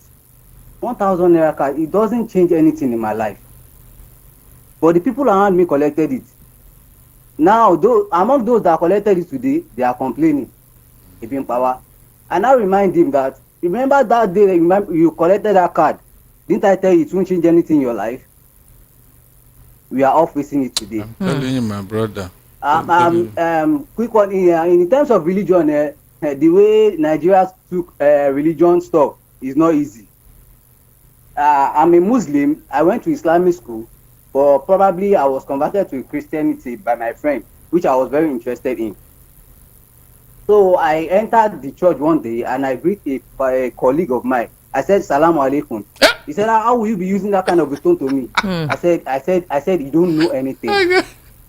You don't know anything. Do you know the Salaam alaikum I told you is just a language? Peace be unto you. It's just as if I tell you that, how are you, peace unto you? In English language, and you're telling me, how will you be greeting me? I'm just greeting you. So they have this mentality that when you are greeting in a particular language of religion, you should be using it in only that religion only. You guys are doing well. I really appreciate it. Well done. God bless all of you in the studio. Thank you. Thank you so much. I appreciate you. Okay. Oh, so can we go back to our messages yes, now? You can just briefly, and then we'll get back to the call. Hillary says, "Good evening, my people. This is a serious embarrassment to our nation. However, the French government can help us auction the jet, sell it off, and send the money to all Nigerians. How is that going to be possible?" And this says, "What a nation, and it will never be well with those who involve in mortgaging Nigeria into chronic, indebtedness while looting the nation dry." And this says, "Hello, it's Adeyemi Kamaru from Satellite Town. While former presidential candidate of Labour Party Peter Obi get excited when, and the only time Peter Obi quit when evil is when he talks when there is when something happens in the government. Until today, Peter Obi has not condemned the killing of traditional rulers in Imo State and the police officers by IPOB." All right. Hello, good evening to you. Who told you is IPOB? Hello, good evening to you. Yes, you're welcome. Hi, my name is Innocent. Innocent, you're welcome. Yeah. Where are you calling from? First I'm calling all the way from AJ. From where? Welcome to the show. AJ. Yeah, give him bell. Give him. Welcome to the show. Go ahead.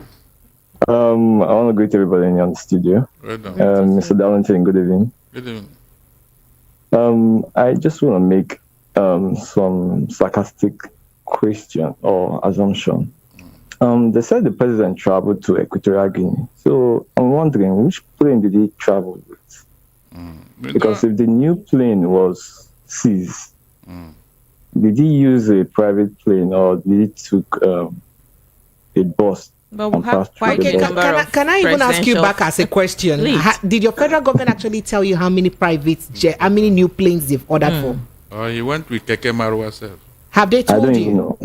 That's what I'm asking. So we can't tell. They're sorting it out. Which plane did they travel with? But that information is not in the public. They're not telling us. They're not diverging. Mr. Shegun Shokpito, do you know? Are you aware? No, I'm not aware. But the fleet has more than when they say about 10 aircraft. Yes. Okay, at least I think about I had 9 aircraft. Yeah. So 6 aircraft and four choppers. The problem is that some of them are not serviceable, and that's why they're trying to renew. But it's not as if they don't have any plane that is no longer working. So.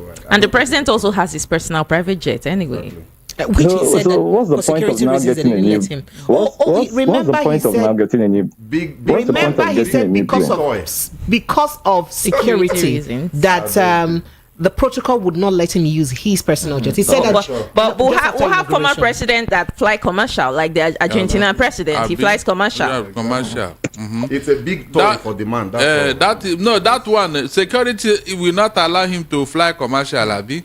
Mr. Shegun, I didn't quite hear what you said. You said something about a toy. It's a big shiny toy for a big ball. Did you also notice that our car has changed? Yeah. The presidential vehicle. Exactly. We're now using Lincoln Navigator, something Escalade, something sleekier, something hotter, and then American standard. Something American, away from the Maybach that we had, away from the German Mercedes. Hello, good evening to you and welcome.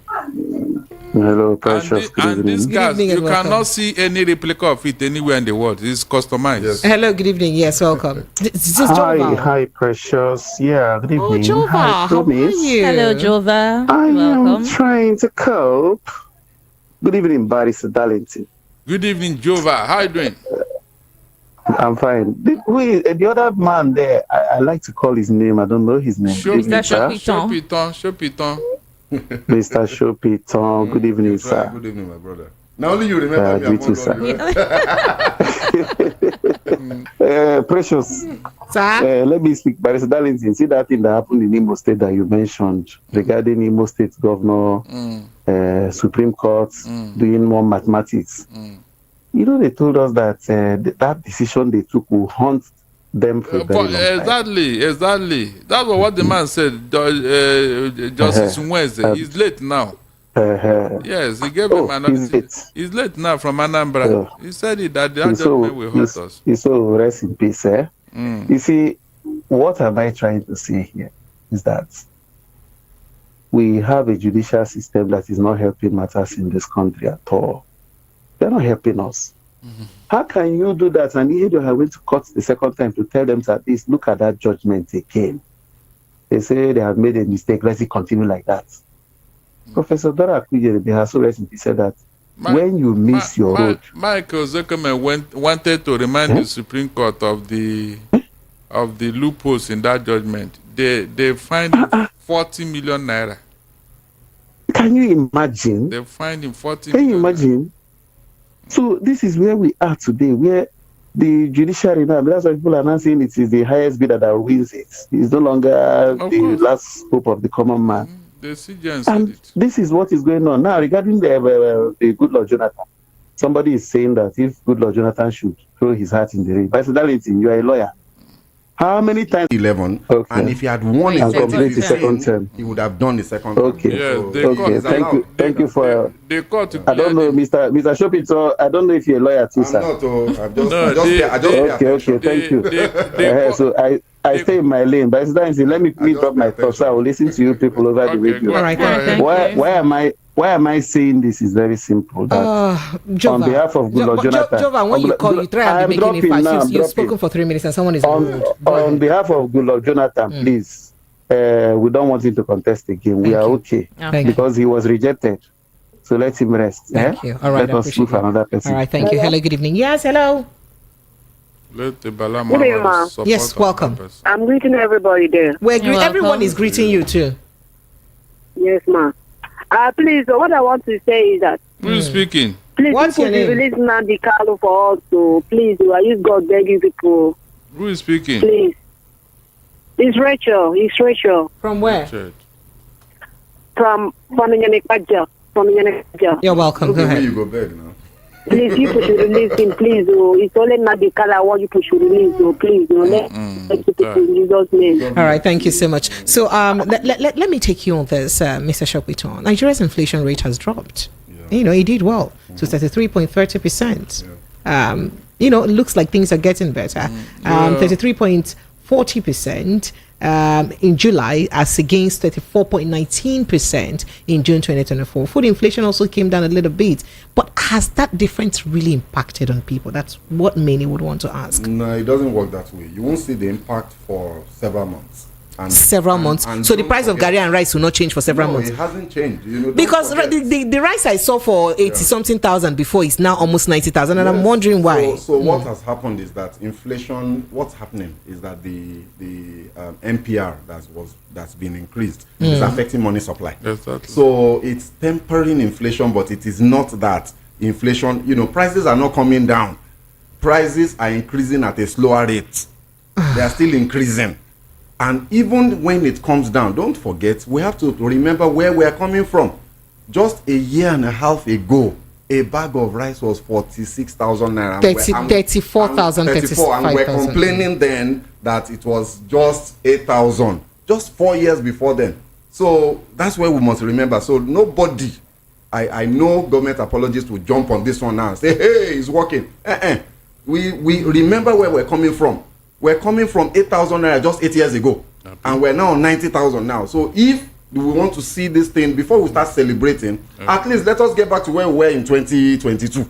Where we're saying, okay, 34,000 naira. Then we can say, okay, something is happening that we need to celebrate. You think we can go back to that time? No, we can't unless the government makes very radical decisions. The same types of radical decisions they took a year ago. They need to make it again. Otherwise, now go. Like the one they are sending the military now to go and guide our farms. The what Rangers? What do they say? Agro Rangers. Yes, agro Rangers. 10,000 agro Rangers. And the military too. I mean, look, it wouldn't have been a bad idea if they can employ. That means our borders are now porous. Mr. Shopito, we're talking about people who are not as equipped as the military. The military are not even able to combat the bandits that are collecting taxes from farmers. Remember that when the president was campaigning, he was saying that he's going to employ 50 million youths to the military. Where is it? All right. Hello. Good evening to you. Where's the money to pay them? Good evening, Precious. Good evening, How sir. are you? I'm very well, thank you, Mr. Ola. You're welcome. That's good. I greet you, Promise, and my darling team, my darling team. Mr. Ola from Chicago. Darling. That's more like an album. Oh my God, Mr. Ola, you have released an album. You have released an album in my name. Yes. Count down to 30-something days ago. I mean, now 30-something days. Okay, I get it. Okay, sir. Yes. My regard to your guest, I don't know his name. Mr. Shopiton. Your brother Shopiton. Ekalesa, good evening. Good job. Good job. Yes, sir. Thank you, sir. He's calling from Chicago. Chicago. He's calling from. I beg my Oga, no Igbadu, because whatever happened to them in Nigeria, we are experiencing it here. Mr. Shobi, so he's calling from Chicago, where Tinubu went to invest you. You just have to put that in. I'll be doing the job. Okay. Precious. Sir? I send you a message. I just want answer, yes or no. If it is no, I need option. Okay? I've not seen a message from you, okay. Sir. Where is the message? You will see it there. I send it there. Second. Yes. Second. Coach, when is he coming? Our coach. Mr. Ola. Yes, yes, ma. Yes, ma. Yes. I will work on it. It will be on the pipeline. Okay. I hope we don't burst the pipeline. Okay, I wait it then. Thank you so much, Mr. Ola. Thank you for your good job. Thank honestly, I'm enjoying you honestly. Thank you. I give you 101 again. Thank you, sir. One on top. I receive it with my full chest. Thank you. Your chest is already full. How do you know, sir? How do you know? Give me the answer, please. Give me the answer. How do you know? Mr. Ola will talk later. Let me leave Barrister Darlington alone with this matter. Thank you so much. I appreciate you, sir. All right. Hello. Good evening to you. Good evening. Hello. Sir? Hello, good evening, Madam Precious. Sir, you're welcome. I'm back. You are back. Who is that? Benjamin from the guy. First time caller. Benjamin from K2, the first time caller. Welcome back. Is he the one that told us who they craze? Abi that told us. Did I say told No, us? the one that I've been calling since February. Now you tell us we decrease now, but it's okay. We forgive you. But you were calling. No, maybe. No, I'm sorry. I think there were two. Go ahead. Go ahead. Right. So, Barrister Darlington, I want to ask you something, please. Yeah. Can you remember 2022? There was a woman from Taraba State who's supposed to have been Tinubu's northern campaign manager. Yes. That invited. Can you remember what that woman told? What that woman told Nigerians to confess? Yes. The woman said that Tinubu invited her to ask. Yes. He said that Tinubu invited her to the Dubai. So after meeting Tinubu, she asked him, okay, now you want me to be your campaign manager. Can I see your blueprint? Can I see your plan for Nigeria? About insecurity, about unemployment, about infrastructure. So he said that Tinubu told her. He has nothing. That for now, he has nothing for now until he enters. And that's a fact. So to me, I think you had that, but so to me, see, Madam Precious. Sir? I just pity you and the promise with Barrister Darlington and Anosike, right? With Jude, Jude. Because by the time you are through, by the time you are done analyzing this government and the administration and their system of ruling, well, next time if you are coming to this, choose to be a medical doctor and to be a journalist, because they will give you work. I'm telling you, these people, they will give my you chest work. is okay. You will Thank keep you. analyzing because Nigeria has become. There was even a book I read that said 1 week, 1 trouble. This is now one day, one day, 10 trouble. Thank you. Thank you. I appreciate it. Thank you. All right. Thank you. I appreciate you. All right. And hello. Good evening. So 1 week. Yeah, hello. Yes, you're welcome. Sir, Good good evening and welcome, sir. Yeah, good evening. This is Ugochukwu calling from South Africa. Ugochukwu, you're welcome. Go ahead. Yeah, I thank you guys in the studio there, Anti-Precious. I don't know some of them's name there, so I appreciate you guys. So we have Precious, we have Promise, we have Barrister Darlington, and we have Mr. Segun Shokpiton. Oh, Mr. Darlington, I appreciate you guys. You guys used to make me happy always. When I come back from work, I'm listening to you guys. What is happening in Nigeria, I'm appreciate. We appreciate you for listening. Thank you. I thank you guys. Spread the news. What I want to say, what is happening in Nigeria, is obvious. Nigeria is like, I don't know what I would say. Nigeria is like a playing ground for all these politicians. Whatever they are doing there in Nigeria is not nice, but We don't have anything to say. So, but we thank God. In everything, we thank God. I appreciate you guys. It's the only thing I will say. Thank you guys for keeping us alert and whatever that is happening over there. Thank you. Thank you guys. We appreciate you. Thank you you so a much. lot. I appreciate you. So let me quickly jump in and some messages on YouTube before we go straight before to you open YouTube, AOB do I do and WhatsApp? every other matters. We'll just pick a few messages because we don't have to. So Okay. let's do that. Okay, so are you starting with the WhatsApp? Or? All right, this says here, Precious and Promise PP. Thank you so much for a wonderful work you're doing in the media industry. Thank you also to your guest and for enlightening the masses. I think your good work is yielding fruit. This is according to Ekene. You didn't put where you're writing this from. Anyway. And this says, Tanko did not succeed as an Alsam, and rather he succeeded as, okay. As what? As Ogene, I suppose from South. I don't know what. As no, he succeeded as Igbo man. Since he didn't succeed as all right, this is he Tanko the name of any Igbo man. Since Tinubu came in as president, he didn't do anything except creating hardship and borrowing billions of dollars. Just imagine for Tinubu spending $150 million each for senators, CRV, and you said a lot of things there. You spoke about the Olympics and everything there. This is according to Adewale from Oshodi. It's quite lengthy. I'll not be able to take all the messages. I'm trying to scan. Good evening, everyone in studio. My two ogas, I greet you special. You people supposed to be the president and vice President, Sister Precious, I like you today as you keep quiet. Let them tell us exactly what we're feeling. God bless you all. Mr. Paulinus, he didn't say where you're calling from or where you're messaging us from. Brother Precious, where is your friend Peter Usifo? It's been a long time I heard his voice. Abi, they don't give him appointment for APC. No, catching Wachuku from Majority State. Nigeria don't happen to them. And they say, breaking news, Precious. Good evening from a reliable source that herdsmen attacked the School of Health, Oji River in Enugu State and abducted numbers of ladies. Mike from Isola is saying this. We'll check that out to know if it's true. Good evening, VOP. The Northerners now know what they are doing. They want to use good luck to distract Peter Obi, but we are the obedient, whether they like it or not. Thank you for your good work. Are you going to YouTube? This is good evening, everyone in the house. Please let me not wake up one day and hear that Chinese have taken over Ogun State. I go follow borrow money from them. And he says very soon Tinubu will increase INEC salary.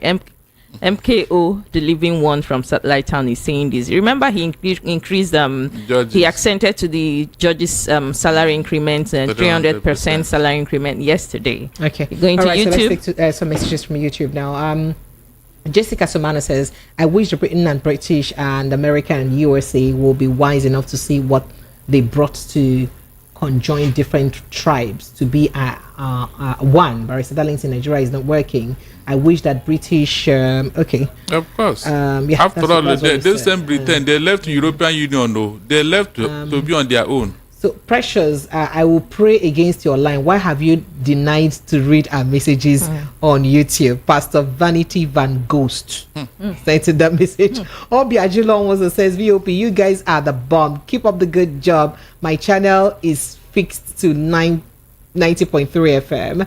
Z Creative Court says, from South Africa, I love you guys. We love you too. Okay, Kenneth Okafor says, Nigeria is British company. Nigeria is not country. Oh, please give me a break. And okay, Wholesome Kiddo says, good evening, Precious. I promise to be your Enyi. Hey, don't leave me. But Darlington, did you feel that? Should I read it again? Go ahead. He said, good evening, Precious. I promise to be your Enyi. I beg, make them share this hold okay. What are they going? No, I don't understand. I promise. And we take more WhatsApp messages from WhatsApp. Why is this sweeting you? Calm down. Let me finish. Okay. Jeff, I see you. Kenneth ZK says, greetings, Barrister Darlington and Double P. Okay. All right.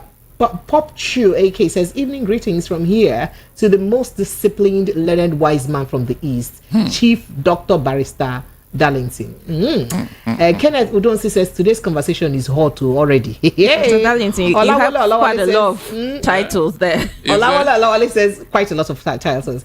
Sorry, barrister. There are wuru everywhere. You see why any reverse woman should like me. Barrister Darlington, hold on. Let's go back to what's happening. I don't understand. China is coming to take over some states here for sure. As for the Chief Justice, let's all understand that this administration move so far is all in preparation for 2027 election. Let's know this and know peace. And Obi says, promise, please let me be your judge.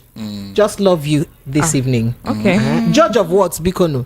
Judge of character. Ezekiel from Mr. Shokwit, I saw what you did there. The way you just see your upper eyes like this. Ezekiel from Ejigbo says, I caught you. There was a cut.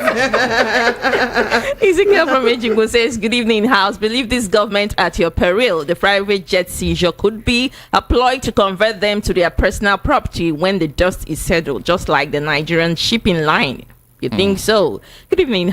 This is quite lengthy. I can't take this. It's a lot. Good evening. Going by his antecedents, President Tinubu will be buying another new jet if this one is grounded for a prolonged period of time by the French court. Chooks from Ikorodu. This is your opinion. And this says, good evening, VOP. President Tinubu's government should kindly release Mazen Nnamdi Kanu so that peace will reign in the southeast. I appreciate what you people are doing. This is Perpetual from Isheri Idimu. Okay. Good evening, House. Thank you for your good work. VOP is the best. Thank you too. We appreciate you. All right, sir. So while we still have your messages and calls coming in, let's quickly take a minute, a few seconds break to get some information, and we'll be right back to take more of your messages. And say they say where man they work, no, they shop. That's why it's workshop. Let me go with the call. I say ask for him. It cannot say workshop. He go say that workshop. Because na so it be. So I have my brother from Credos Home here in the house. Brother from Credos, and good evening and welcome. All right, good evening. My name is Victor Osumoke from Kudos Homes Limited, and I'm here to present you with wonderful information from Kudos Homes Limited. All right, go ahead and tell us the beautiful things you have. Kudos Homes Limited is one of your trusted real estate company and is located here in Lagos, Nigeria. And our goal is to help you actualize your dream home. And we are doing this for you to make the process of owning your own property seamless and very, very easy without no stress from any omonile, and all the documents of the properties are very, very legitimate. Now let me quickly tell you the locations and the prices of our properties. Here in the southwest we have Kudos City, which is located at Ikorodu, that's Agbowa Ikorodu, and is in the location where we have the Fourth Mainland Bridge. Now that location is very, very, very beautiful and is currently selling for just 1 million naira. And we also have Kudos Heritage. Kudos Heritage is located at Imoke to Ekpe. Now Ekpe is a fast developing area in Lagos State, and it's a beautiful place for you to own an investment. And the property in Imoke to Ekpe is going for just 2.5 million naira per plot. And the C of O is in view, so it's a place for you to have an investment. Also in Imoke to Ekpe, we have Kudos Heritage, Kudos Heights. Kudos Heights is also going for 2.5 million naira, and it's also in Imoke to Ekpe, a beautiful place for you to have your own property. Now let me quickly call our phone numbers for you before I run through the other properties that we have. Now the phone number is 0905 904 7514. 0905 904 7514. So in Enugu we have two amazing estates for you. Now the first one is Fairview Estate Phase 1, and it's located at Odobudo in Nike, and it's very close to the Enugu International Airport, that's the Akanibiam International Airport, and it's also close to Godfrey Okoye University and Caritas University, and it's going for just 1.2 million naira per plot. I said 1.2 million naira per plot. And also in Enugu we also have Fairview Estate Phase 2, which is located in Amukbonike, and is also going for 1 million naira per plot. Now these two locations are very close to the Akanibiam International Airport, and there are major development that is ongoing in that area. So if you are looking for a good property investment in the southeast, that is one for you. The Enugu property is amazing for you. And also in Delta State, in Asaba to be precise, we have so many amazing estates for you. Now we have the Fairview Estate Phase 2. Now, if you ask me about the Phase 1 is already sold out, and we are selling the Phase 2. Fairview Estate Phase 2 is located at Ibuzo main town, opposite the Admiralty University. Now, if you know the famous Coca Junction before you get to the head bridge, that is where we have the Fairview Estate Phase 2. That's the major landmark for the Fairview Estate Phase 2. So if you are looking for a property in Asaba, Fairview Estate Phase 2 is also a beautiful one for you, and is currently selling for just 1.5 million naira per plot. 1.5 million naira per plot. It's just 15 minutes away from the Asaba airport. Now let's talk about Kudos Heights, Asaba. In fact, this property is for everyone. If you are looking for an affordable property, here is one for you with good title document. Now we have Kudos Heights, which is also located in Ibuzo main town. And it's currently going for 750,000 naira per plot. 750,000 naira per plot is at the St. Thomas Colleges Road, and the Fairview Estate Phase 2 is opposite the Admiralty University, while the Kudos Heights is at St. Thomas College Road in Ibuzo main town. Now let me quickly call our phone numbers for you again. The phone numbers to call is 0905 904 7514, 0905 904 7514. In Egbeda, let me quickly say this before I leave. In Egbeda, we have an apartment for you. I was just about going to ask you about those Egbeda houses, if they're still there, because it's amazing. People don't want to pay rent anymore. So these are already finished homes. These are already finished homes. Though it's off plan, but we gave a 3-month period for the building to be complete. And at the moment, we are at the roofing stage. So anyone that would love to come for inspection, our office is open on Thursdays and Saturdays. We go for inspection Thursdays and Saturdays. We can show you any of our property locations so that you can see what you are investing in. When you see it, then it will give you a good conviction to invest in our property. Right. So what we have in Egbeda is a 1-bedroom apartment, and it's going for just 7 million naira per plot. Kindly call your number and then let's go, because I have phone numbers to call one more time is 0905 904 7514. Our office address is at 171 Egbeda Idimu Road, Abulodu bus stop, Egbeda, Lagos. 171 Egbeda Idimu Road, Abule Odu bus stop, Egbeda, Lagos. All right, thank you so much. I have someone on the line now. Hello, good evening to you. Are you there? Apologies for keeping you waiting a bit.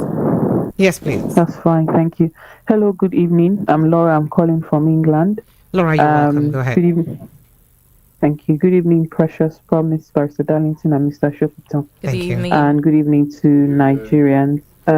I just want to quickly touch on a few things. What them calling on Jonathan is really of no reference.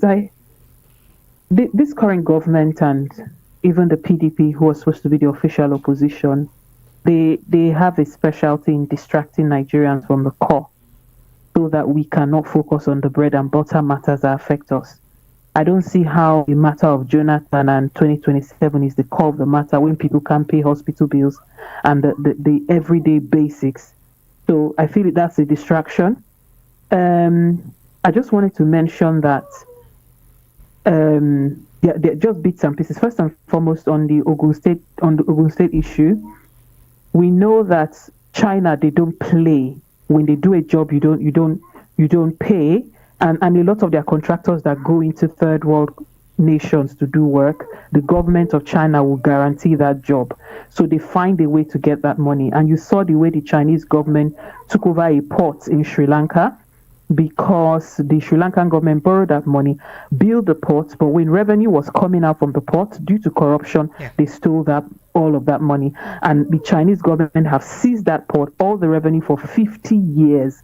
So when Sri Lanka got tired, by the way, Uganda got a taste of theirs too, and I think 2 other countries in Africa too had a taste of that. So I encourage the Chinese government to follow the legal pathway to take, if they can find a way to in law, what do we call it? Is it a garnishee order or something, so that they can garnish against it's been 20 years, I can't remember, I haven't practiced my law. But if they can find a way to garnish the finances of Ogun State in a law court such that they block Ogun State from getting their federal allocation, I don't know how they will do it, but there's some sort of garnishing order that will block Ogun State government from getting their federal allocations. There's something I'm getting at here. People won't be paid salaries. Yes, I'm going somewhere. Okay. I'm Precious. All right, go ahead. I want Nigerians to understand something, that docility comes with a very painful price. Until we come to the point where things begin to touch us, we will not get up. We are a very individualistic self. So if me and my family are okay, the rest of the country can burn. That's our kind of mindset. And until the Chinese government did that thing where they took over the port in Sri Lanka, the Sri Lankan people did not get up and pursue the government out of power. So we need to come to the point where for the next 8 years, the Ogun State government cannot pay salary, cannot pay pension, and the people will realize that the Constitution says we the people, every government derives legality from the people. Constitution derives legality from, and the docility of Nigerians must come to the point where they cannot collect salaries for 9-10 years. Then they will get up. Thank you. Thank you. We don't have time again. Mr. Shopito is smiling like you feel like giving her a hug. You feel like giving her a hug. So Mr. Shopito is an ardent preacher of what you're covering for. So she's thank you so much. Thank you for calling.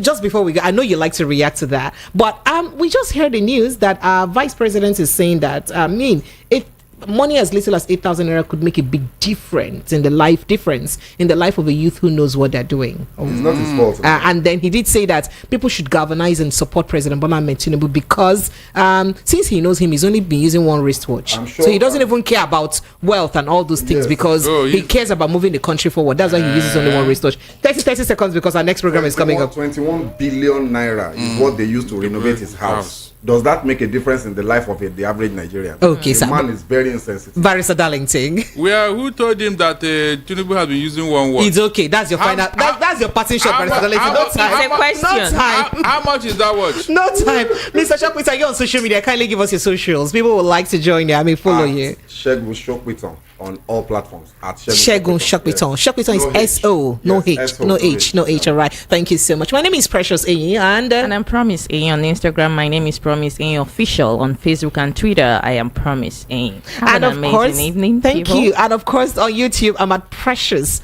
Enyi TV on YouTube. The Enyi is spelled E-N-Y-I, so it's at Precious Enyi TV. Enyi means friend, by the way, and I love to be your friend till the end. That person who sent me a message and said I did not tell him I love you. He said upon all the things I told you did not tell me you love me. Hey God, I love you with all my heart. I love you guys. Please protect your mental health and have a good evening. Good night.